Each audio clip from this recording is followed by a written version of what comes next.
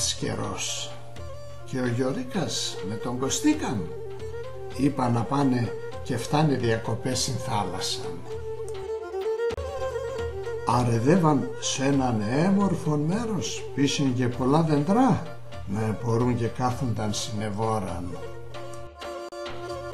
Άμα κάθαν βράδον το μέρος εγωμούτων με τα κονόπια και μπορναν οι άχαροι να κοιμούνταν και αναπάουνταν. Είδαν αίτς κιήνεται και επεφάσισαν να πάνε αλλού. Είπανα τώρα να πάνε σε έναν ρασίν πασκίμ γλιτώνε ασακονόπια και ησυχάζουνε. Αρεδεύαν στο ρασίν και βούρεψαν το τσατήρνα του αυκά σε έναν πελίτ να εν συνεβόρα να θε. Το βράδον πεσκοτίνεψεν επί ανακοιμούνταν.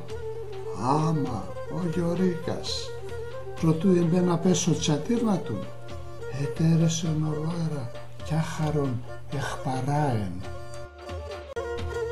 Ο τόπον εγωμόθεν κολοφωτίτσας και ο Γιωρίκας τρες και τσαΐρσον Κωστίκαν. Κωστίκα, έλα πάμε να φεύγουμε και απαδακές γιατί επέρανε μας χάπερ τα κονόπια και έρθαν κι αραεύνε μας με τα φαναρόπατουν.